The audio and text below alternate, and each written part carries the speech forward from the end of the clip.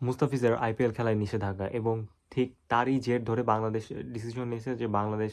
এই 2026 টি-20 world cup ইন্ডিয়াতে খেলবে না এবং 2026 সালের সেপ্টেম্বরের যেই ইন্ডিয়ার যে বাংলাদেশে আসা যে ট্যুরের কথা এবং ইন্ডিয়া সেই ট্যুরটাও ক্যান্সেল করে দিয়েছে। মানে এই হিসাবে যদি আমরা দেখতে পারি একটা বিধিকিচ্ছা অবস্থায় জাস্ট একটা মুস্তাফিজুর রহমানকে কেন্দ্র করে বিসিসিআই চাইলে কিন্তু খুব ইজিলি মুস্তাফিজুর রহমানকে তারা নিতে পারতো এবং খুব মানে একটা ছোট একটা গোষ্ঠীর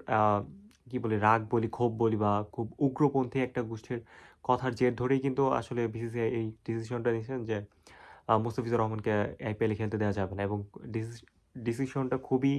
জঘন্য ছিল খুবই মানে মানে ল্যাক অফ কমন সেন্স যা বলে আপনার একটা ছোট একটা কারণের জন্য আপনি কোনো একটা দেশের এই যে ভাবমূর্তিটা নষ্ট করলেন ইন্ডিয়ার প্রতি যে বাংলাদেশের মানুষের যে ভাবমূর্তিটা নষ্ট হইলো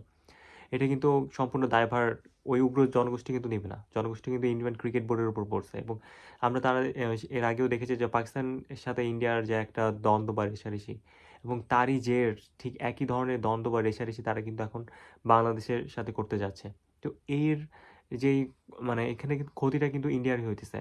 গত বছর যে ইন্ডিয়াতে যখন আইপিএল খেলা চলতেছে তখন কিন্তু ইন্ডিয়া আর পাকিস্তানের একটা সীমান্ত বলে একটা মানে রকেট মিসাইল একটা যুদ্ধ চলতেছিল ঠিক ওই টাইমে কিন্তু তারা ইন্ডিয়াতে খেলতে দিতে মানে একদমই পারে না এবং শেষ পর্যন্ত ইন্ডিয়াতে খেলা নাই করে আইপিএল খেলাটা শেষ করেছে তারা দুবাইয়ের মাঠ ভাড়া করে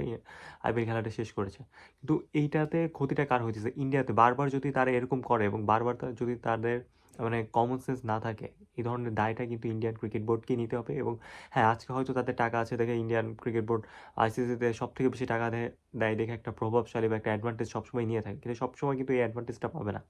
যখন অস্ট্রেলিয়া ইংল্যান্ড বা এদের সাথে এদের মতো ক্রিকেট বোর্ডের সাথে ঝামেলা হবে তখন কিন্তু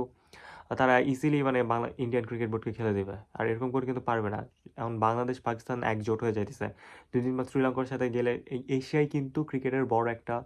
কী বলে একটা একটা ফাউন্ডেশন বলা যায় এশিয়ার সব থেকে পাওয়ারফুল টিমগুলো বেশিরভাগ পাওয়ারফুল টিমগুলো কিন্তু এশিয়া থেকে আসতেছে এই এশিয়ার এরকম দুইটা দেশের সাথে যদি তারা এরকম করে সরাসরিভাবে এরকম দ্বন্দ্বে জড়ায় যায় তারা কিন্তু বেশি দিন টিকতে পারবে না এবং এটা আসলে কমন সেন্সেরও ঘাটতি আপনারা এখন ছোট্ট একটা মুস্তাফিজকে কেন্দ্র করে এখন তাদের বাংলাদেশ এবং ইন্ডিয়াতে খেলবে না এটা এখন বড় একটা ইস্যু হয়েছে আবার ইন্ডিয়া 2026 সেপ্টেম্বরে যে খেলার কথা তারাও কিন্তু আসবে না মানে বিতিকিচ্ছা একটা কাহিনী আর একটা পুরো এলোমেলো একটা পরিবেশ এবং খুব ননসেন্স মার্কা একটা ডিসিশন নিয়েছে ইন্ডিয়া অ্যান্ড অলসো এর বাংলাদেশি দর্শক বাংলাদেশি সমর্থক ইন্ডিয়ানদের কিন্তু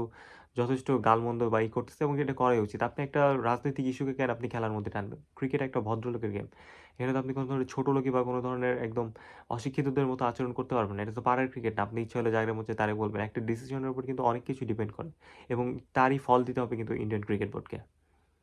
যাই হোক আজকে ছিল মুস্তাফিজকে নিয়ে এইটা ভিডিও এবং I really feel sorry for Mustafizur Rahman আমার চ্যানেল যদি আপনারা নতুন হয়ে থাকে চ্যানেলটি সাবস্ক্রাইব করবেন আর ভিডিওতে লাইক করবেন যেন ভিডিওটা আরও মানুষের কাছে ছড়িয়ে যায় বাই